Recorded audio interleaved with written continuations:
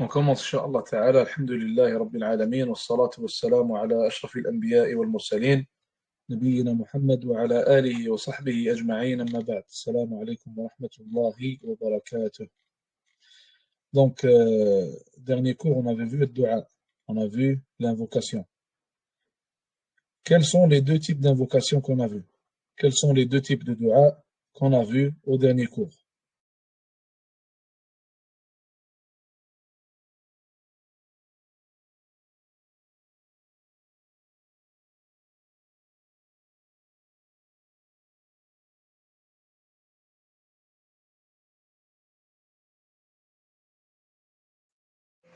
Qui me rappelle les deux types d'invocation qu'on a vus au dernier cours? Les deux types de dua.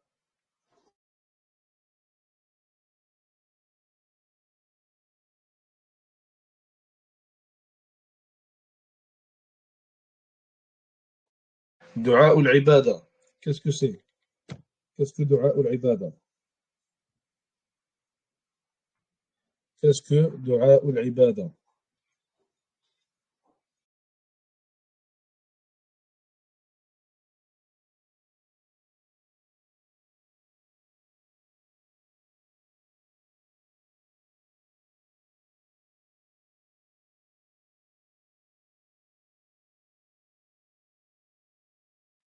Mais c'est quoi dua l'ibada qu'on a vu? C'est quoi exactement? Qui me le définit? Qui me donne des exemples? L'invocation qui est en réalité une adoration. Qu'est-ce que c'est?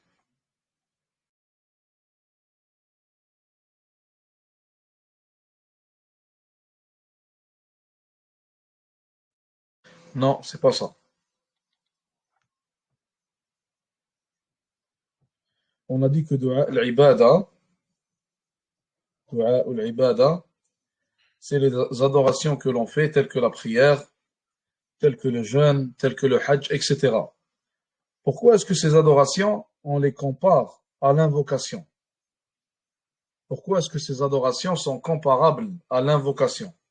Qu'est-ce que le cheikh avait dit le cours passé dans le livre?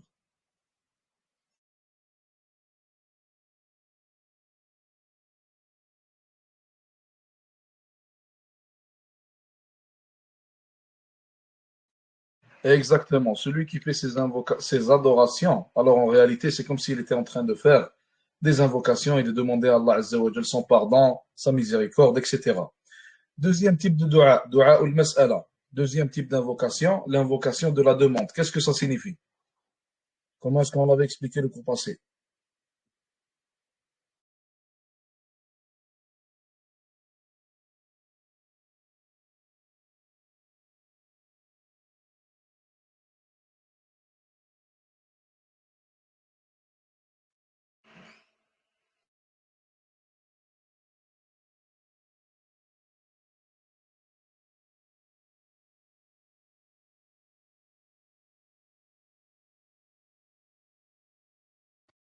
C'est quand on demande à Allah Azza wa Jal quelque chose, donc quand on fait une invocation, tout simplement. Une invocation, on demande à Allah subhanahu wa ta'ala n'importe quelle chose. Bref, page 65, Ar-Ruqa. Page 65, Ar-Ruqa. Qu'est-ce que le Le cheikh il dit ici, rahmatullahi alayhi, ta'rifuha, sa définition, lughatan, jam'u ruqyatin, wa hiya al-iwada. Il dit c'est Ar-Ruqa, en arabe c'est le pluriel de ruqya. Ar-Ruqa en arabe c'est le pluriel de ruqya, wa hiya al-iwada. L'iwada, en réalité, c'est quoi? C'est le fait de chercher refuge euh, dans des afkars, en réalité. Donc, shar'an, dans la législation en islam, on cherche refuge avec certains afkars, avec certaines invocations quand on invoque Allah subhanahu wa ta'ala. Et bien sûr, le refuge n'est pas cherché auprès des afkars directement, mais plutôt on récite ces afkars-là pour qu'Allah azza wa jal nous accorde son refuge et qu'il nous accorde sa protection subhanahu wa ta'ala.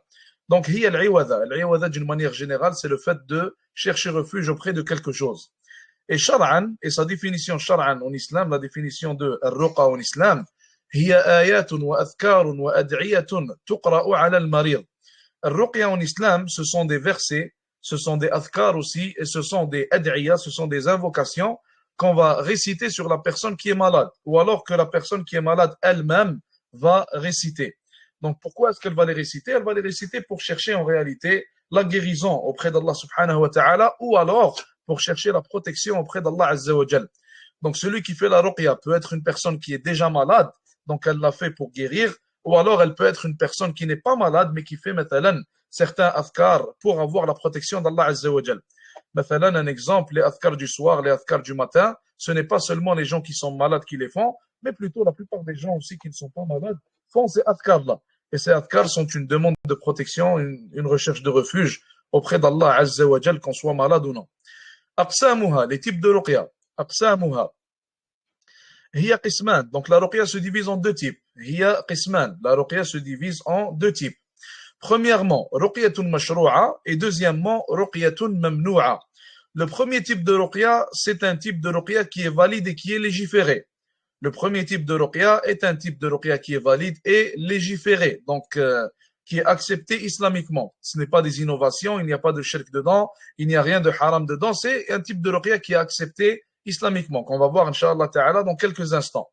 Le deuxième type de ruqya, ruqyatun mamnu'a, la ruqya qui est invalide, la ruqya qui est rejetée, et la ruqya qui est interdite, la ruqya qui est illicite en islam. Et ça va être en réalité tout le contraire de la ruqya qui est acceptée et légiférée. Et on va voir, Inch'Allah Ta'ala, les conditions de la ruqya légiférée dans quelques instants.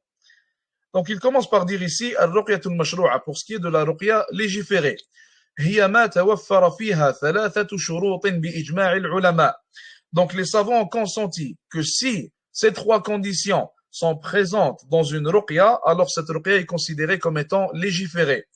Les savants ont consenti que si ces trois conditions qu'on va citer sont présentes dans une ruqya, alors cette ruqya est considérée comme étant légiférée islamiquement et elle est valide et acceptée et on peut la pratiquer. Première condition, il nous dit ici, première condition, أن تكون بلسان عربي مبين وما يعرف معناه. La première condition, c'est que la ruqya se fasse en arabe. La première condition, c'est que la ruqya, elle se fasse en arabe et qu'on comprenne le sens des mots, qu'on comprenne le sens des mots que la personne est en train de réciter, que ce soit le raqi ou que ce soit la personne qui est en train de se faire la ruqya elle-même. Donc, pourquoi est-ce qu'il faut qu'on comprenne le sens des mots? Pourquoi est-ce qu'il faut qu'on comprenne le sens des mots? Pourquoi est-ce que c'est important?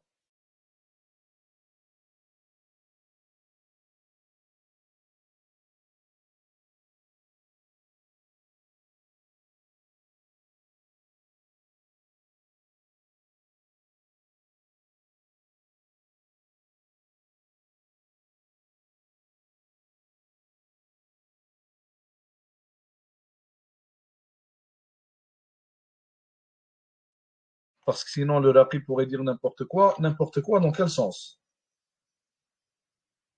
Des paroles bizarres dans quel sens? Sorcellerie, exactement. Subhanallah, il faut que vous sachiez que ça arrive souvent que des gens appellent un raqi, un soi-disant raqi, une personne qui se fait passer pour un raqi, et à la fin, lorsque cette personne vient à la maison, il commence à faire une soi-disant ruqya comme il prétend, et il commence à dire des paroles qui sont incompréhensibles, que personne ne comprend.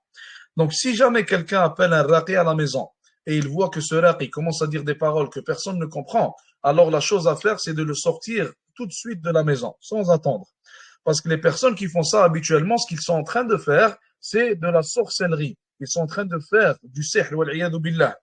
Pourquoi est-ce qu'ils font le sihr? Car certains d'entre eux, ils prétendent que, donc selon ce que eux ils comprennent, selon leur compréhension qui est mauvaise bien sûr, ils prétendent que faire de la sorcellerie pour contrer la sorcellerie est une chose qui est permise et c'est une chose qui est faisable. Mais en réalité, c'est une chose qui est totalement haram. Alors, si vous entendez quelqu'un faire ruqya à quelqu'un d'autre et on ne comprend pas ses mots, et il parle d'une voix qui est très basse, il commence seulement à murmurer et personne ne l'entend, personne ne le comprend, alors la chose à faire, c'est de le sortir directement. Et d'ailleurs, sa ruqya n'est pas valide car elle ne satisfait pas à la première des conditions. Deuxième condition, أن تكون بكلام الله أو بأسمائه وصفاته. Deuxième condition, أن تكون بكلام الله أو أسمائه وصفاته. Que la ruqya se fasse avec la parole d'Allah Azza wa Jal qui est le Coran, ou alors avec les noms d'Allah subhanahu wa ta'ala, ou alors avec les attributs d'Allah Azza wa Jal. Et on peut aussi rajouter avec les ad'iyah, avec les invocations qu'on trouve dans la sunna authentique, avec les invocations qu'on trouve dans la sunna du prophète, alayhi salatu wassalam. Donc toutes ces choses-là, toutes ces sources-là, on peut en tirer plutôt on peut en tirer des paroles, comme la parole d'Allah Azza wa Jal, qu'on peut utiliser dans la ruqya. Maintenant, une question. Est-ce que tout le Coran a un impact similaire sur le djinn? Est-ce que tout le Coran a un impact similaire sur les djinns? Ou alors, est-ce que les versets ont des impacts différents? Est-ce que les versets ont des impacts différents? Différents, c'est quoi la preuve?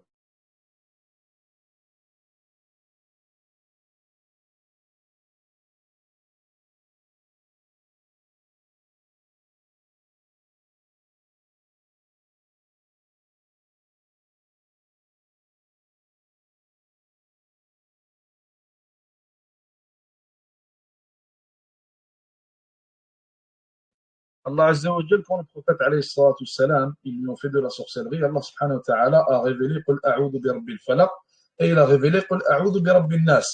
Donc ça nous montre en réalité que si Allah Azza wa Jal les a révélés et il a ordonné à son prophète alayhi salatu salam de les réciter pour guérir de la ruqya, ça nous prouve que ça a un impact. En fait, ces versets-là, ces deux sourates-là ont un impact différent que les autres sourates n'ont pas nécessairement. Dans un hadith, le Nabi alayhi salatu salam, il a dit à propos de surat al-Baqarah, il a dit La tastati'uha al-batala. Il a dit que les sorciers, donc les sorciers, ceux qui font les nœuds, etc., ces sorciers-là ne peuvent rien contre surat al-Baqarah. Donc, le Nabi alayhi salatu salam et Allah azza wa jalla avant tout, il a établi, subhanahu wa ta'ala, que les versets dans le Coran ont un impact différent. Maintenant, il est possible que certaines personnes vont réciter certains versets ou alors certaines sourates qui ne sont pas nécessairement cités dans des hadiths, مثلا, leur vertu n'est pas nécessairement citée dans des hadiths, et on voit que ces sourates-là ou alors ces versets ont un grand impact sur le djinn. Et ça aussi, il faut savoir que ça dépend d'une personne à une autre. Ça aussi, il faut savoir que ça dépend d'une personne à une autre. Il est possible que deux personnes soient malades de la même manière, les deux personnes aient de la sorcellerie qui a été faite contre eux, et les versets n'opèrent pas de la même manière contre les djinns qui sont à l'intérieur de ces deux personnes-là.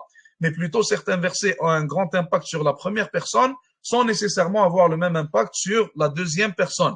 Donc ça, en réalité, comme les savants le disent, la ruqya, en fait, c'est un grand terrain. C'est pas une science exacte non plus. Et il y a beaucoup de choses qui vont différer d'une personne à une autre, d'une situation à une autre, etc.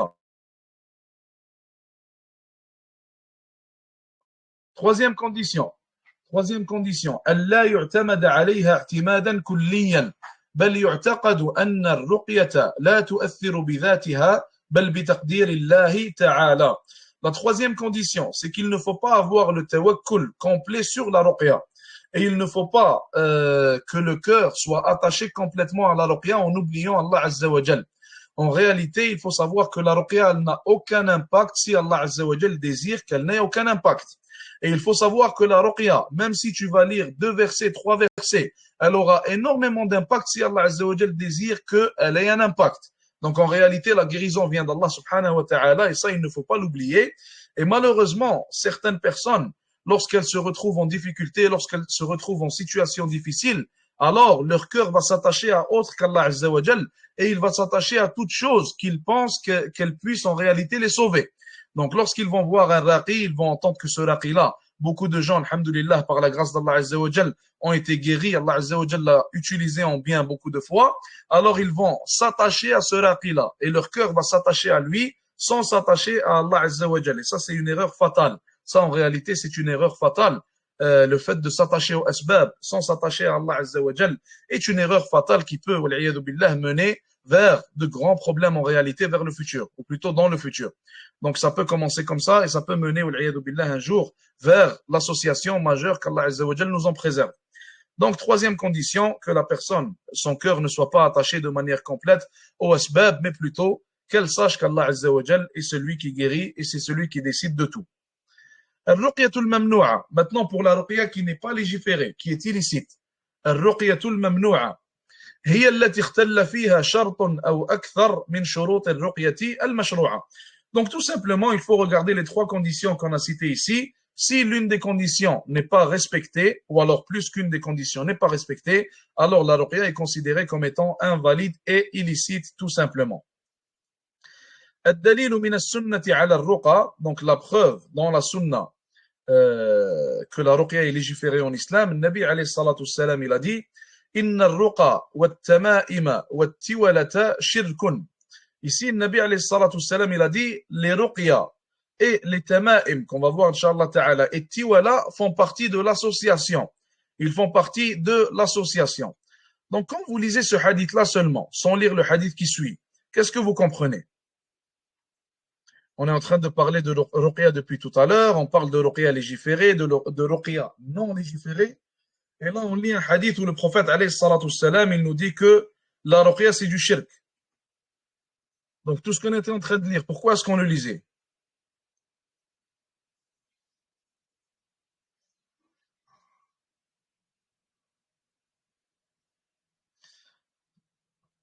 C'est interdit de faire la ruqya, mais pourquoi est-ce qu'on lisait tout ça alors? On parle de ruqya légiférée, de ruqya non légiférée.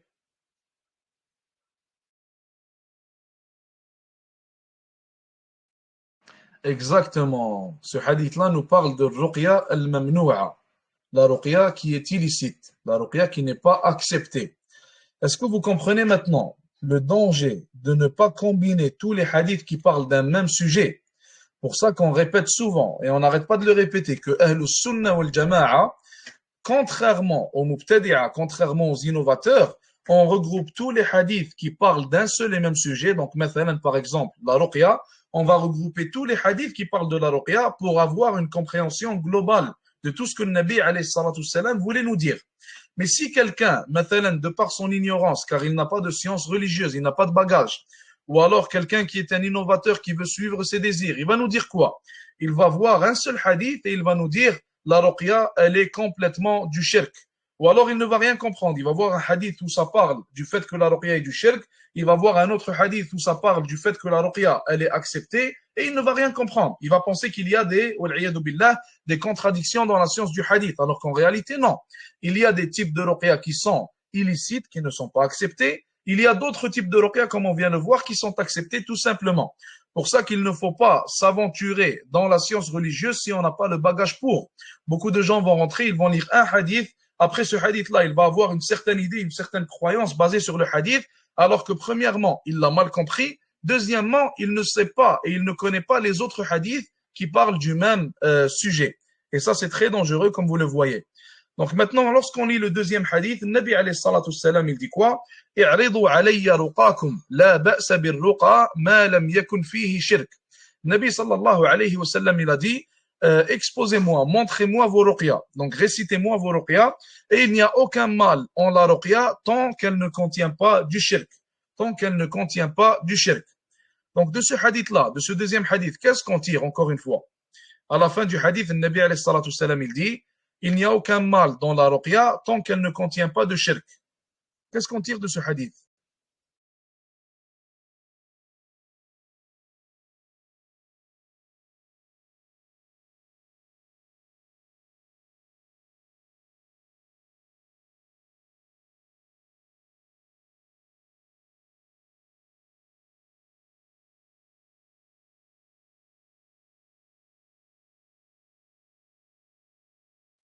Est-ce que tout le monde est d'accord avec moi qu'on tire de ce hadith que tant qu'il n'y a pas de shirk dans la ruqya, donc la ruqya, elle peut avoir n'importe quoi d'autre, mais tant qu'il n'y a pas de shirk, alors elle est acceptée.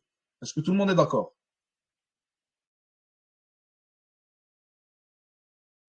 Pourquoi non?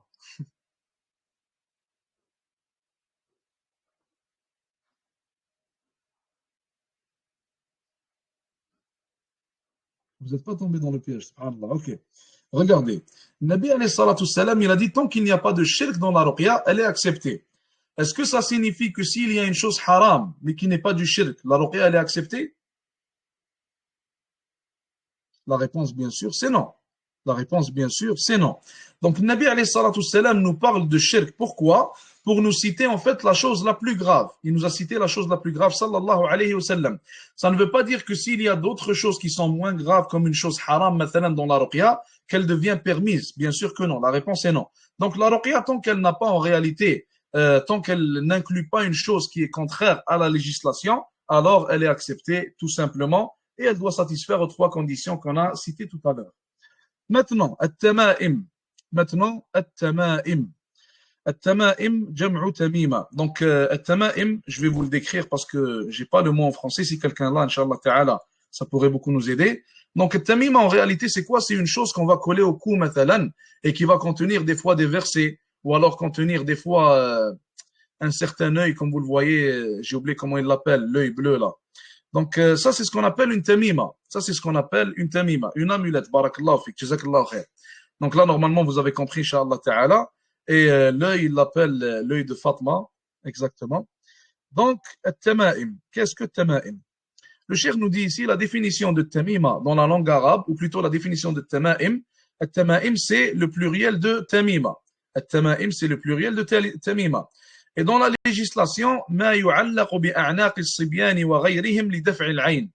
En islam, quand on parle de tamima, on parle de quoi? On parle des colliers que les gens mettent autour du cou, ou alors ils peuvent le mettre ailleurs, ce n'est pas nécessairement autour du cou. Certains le mettent mathalan autour du pied, autour du bras, autour de la main, etc. Donc différentes personnes le mettent à différents endroits. Et le but de cette tamima-là, le but de ce collier qu'il colle, c'est daf'ul ayn. Habituellement, c'est le fait euh, de se protéger contre l'ayn, contre le mauvais œil, mais certains le mettent aussi pour d'autres choses. Donc certains le mettent pour avoir une protection d'une manière totale, d'une manière complète, pensant que le fait d'avoir ce collier-là va les protéger contre toute mauvaise chose. Donc ce n'est pas seulement contre le mauvais œil, malgré que beaucoup de gens le portent pour se protéger du mauvais œil. Donc, at-tama'im sont de différents types. At-tama'im sont de différents types. Le cheikh, il nous dit ici que les tama'im sont de deux types différents. Le premier type, tama'imun min al-Qur'ani wal-ad'iyati an-nabawiyya. Il y a certaines amulettes que les gens vont avoir qui vont contenir du Qur'an, mathalan, qui vont contenir des invocations qu'on tire de la sunna authentique du prophète, alayhi salatu wassalam. Et ce premier type-là est même nour. Ce premier type-là est illicite et il n'est pas accepté.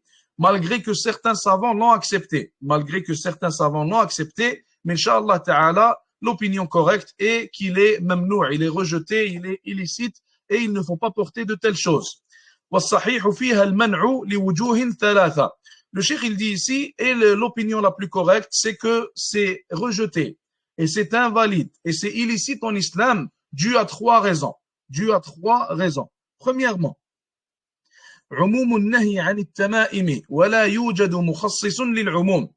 Il dit ici le prophète alayhi salatu wassalam, lorsqu'il a interdit les tama'im, les amulettes, il a dit que toutes les amulettes sont interdites. Donc lorsque le Nabi alayhi salatu wassalam, il dit toutes les amulettes, excusez-moi, sont interdites. Qu'est-ce que cela signifie? Ça signifie qu'il n'y a pas d'exception à la règle. Ça signifie qu'il n'y a pas d'exception à la règle. Maintenant, s'il y a un autre hadith, mathalan, qui vient spécifier qu'un certain type d'amulettes vont être une exception, vont être permises exceptionnellement, là on pourrait dire qu'il y a des amulettes qui sont permises. Mais en réalité, il faut savoir ici qu'il n'y a rien qui est venu spécifier qu'il y a des amulettes qui sont permises. Alors le hadith reste sur sa généralité, il reste sur le fait que l'interdiction est générale et qu'elle touche à tout type d'amulettes.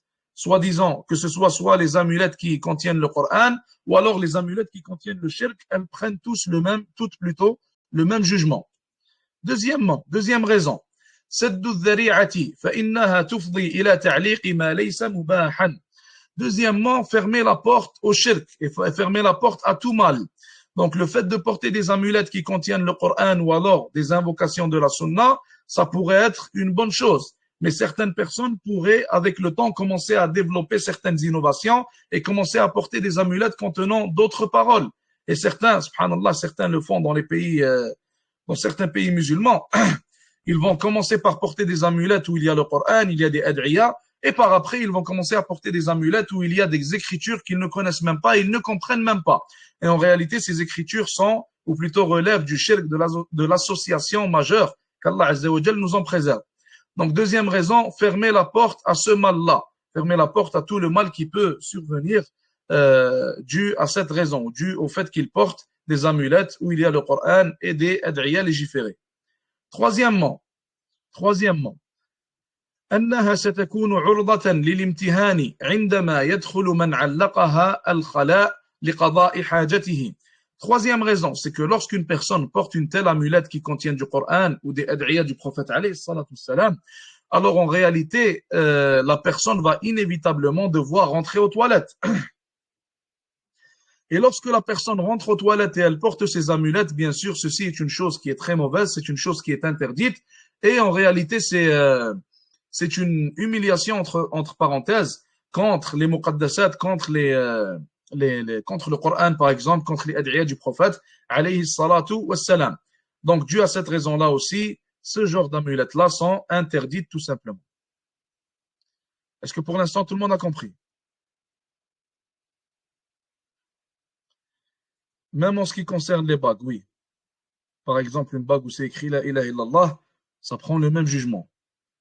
Même en ce qui concerne, مثلا, quelqu'un qui a un Coran dans son sac, il ne devrait pas le faire rentrer aux toilettes.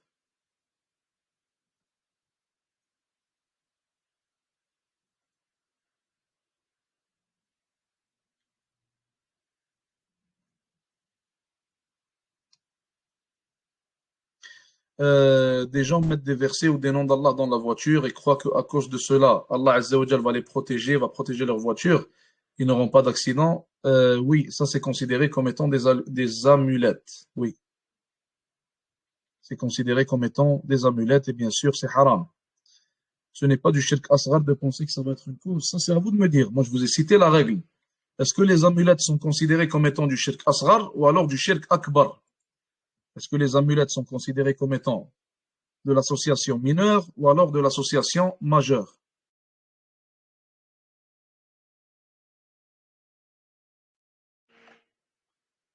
Voilà, c'est du shirk asghar si on pense que cette amulette-là est seulement une raison et qu'elle n'est pas au-dessus d'Allah Azza wa Jal. Elle n'a pas les attributs d'Allah subhanahu wa ta'ala et on la porte seulement pour attirer la protection d'Allah. Si on pense ça, alors ça devient du shirk asghar. Mais si on pense que l'amulette, subhanallah, j'arrive pas, l'amulette, si on pense que l'amulette elle-même, elle accorde la protection, alors dans ce cas-là, bien sûr, ça devient du shirk akbar. Si on ne pense pas que c'est une cause, mais plutôt c'est elle-même qui protège, alors ça devient du shirk akbar. Le troisième point, je vais le répéter, Inch'Allah, le troisième point, lorsqu'une personne va porter une amulette, où il y aura مثلا, le nom d'Allah Azza wa Jal, il y aura des versets, il y aura des hadiths, etc. Lorsque la personne va rentrer aux toilettes, alors ça va être en réalité une signe d'irrespect envers les paroles d'Allah Azza wa Jal et envers les hadiths du prophète alayhi salatu wassalam. Et c'est interdit de faire rentrer des versets dans de tels endroits, donc des endroits qui ne sont pas propres tels que les toilettes, c'est interdit de faire rentrer des versets à ces endroits-là. Donc dans ce cas-là, c'est une troisième raison qui vient nous prouver que les amulettes sont interdites, car la personne qui les porte va inévitablement devoir rentrer aux toilettes en les portant. Donc il va devoir faire rentrer les versets d'Allah Azza wa Jal aux toilettes, qu'Allah Azza wa Jal nous en préserve. Al-Khulasa, donc résumé de tout ce qu'on vient de voir, ou plutôt non, on n'a pas fini avec ça. Il nous dit ici, ثانيا تمائم من غير القرآن والأدعية النبوية. Il y a certaines amulettes, donc on a vu le premier type d'amulettes, les amulettes qui contiennent le Coran et des hadiths authentiques. Deuxièmement, il y a des amulettes qui vont contenir autre que le Coran et autre que des invocations qu'on tire de la Sunna. Et habituellement, ce qu'elles vont contenir, c'est de la sorcellerie. Habituellement, ce qu'elles vont contenir, c'est des recherches de refuge, billah, des invocations pour les djinns, des invocations pour Iblis, etc. Le cheikh, il dit ici, كالتي تكون من أسماء الجن والشياطين ويكون فيها طلاسم غير مفهومة فهذه محرمة قطعا وهي من الشرك لأن فيها تعلقا بغير الله. Il nous dit ici le cheikh, certaines d'entre elles vont contenir des noms de djinns et des noms de shayatin. Et certaines d'entre elles vont avoir, billah, certains dessins bizarres qu'on va voir, et ces dessins-là relèvent de la sorcellerie. Et certaines d'entre elles vont avoir aussi des versets du Coran écrits à l'envers. Certaines d'entre elles aussi vont avoir, mathalan, comme il nous dit ici, oui, ça revient à la même chose en fait, des dessins qui sont incompréhensibles, des paroles qui sont incompréhensibles encore une fois. Celles-là, ce type de tama'im-là, sont haram complètement et sont haram par consensus des savants. Et personne ne les permet, car bien sûr, ça relève de la sorcellerie et la sorcellerie relève du shirk akbar. La sorcellerie relève du shirk akbar. Al-Khulasa, le résumé. Al-Khulasa. أن التمائم كلها محرمة سواء كانت من القرآن أو من غيره وإن كان من غيره فهي محرمة وشرك. Donc il nous dit ici le khulasa, le résumé, tout type d'amulette est haram. qu'elles contiennent du Coran ou alors qu'elles contiennent de la sorcellerie, qu'elles contiennent des invocations tirées de la sunna ou alors qu'elles contiennent, billah, des noms de shayatin, des noms de djinns, etc. Donc tout type d'amulette est haram tout simplement. والدليل قوله تعالى, et la preuve c'est la parole du prophète sallallahu alayhi wa sallam, إن الرقى والتمائم والتولة شرك. Certes, les ruqya, bien sûr là on parle du type de ruqya qui est illicite, et les tamaim, les amulettes, et tiwala relèvent du shirk. Relèvent du shirk tout simplement. Est-ce que tout le monde a compris ou alors est-ce qu'il y a des questions? Qu'en est-il d'un écran de téléphone avec la parole d'Allah Azza wa Jal si on rentre avec aux toilettes? Si le téléphone est ouvert et il est ouvert sur la parole d'Allah Azza wa Jal, alors ce n'est pas permis de rentrer avec aux toilettes. Le Coran aussi, si quelqu'un a un Coran dans son sac par exemple et il le fait rentrer aux toilettes, c'est interdit. Sauf dans un cas, sauf dans le cas où il craint par exemple qu'on lui vole son sac, il est au travail mathalan, ou à l'extérieur, il craint qu'on lui vole son sac. Alors dans ce cas-là, c'est permis pour la personne de faire rentrer le sac. Mais ça, c'est une exception à la règle. Ça, c'est une exception à la règle. Répétez le hadith, oui. Le Nabi alayhi salatu salam, il a dit Inna ar-ruqa wat-tama'ima wat-tiwalata shirkun. Il a dit certes, les ruqya et les amulettes et tiwala relèvent de l'association. Relèvent de l'association. Donc, je pense pas qu'on aura le temps de faire tabarruk.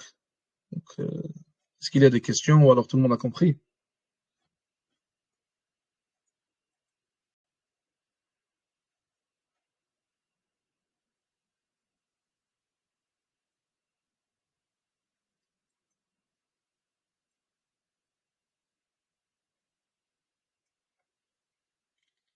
Pas de questions, on va s'arrêter là pour aujourd'hui, Inch'Allah. Jazakumullahu khair wa sallallahu wa sallam wa baraka ala nabiyyina Muhammad. Assalamu alaikum wa rahmatullahi wa barakatuh.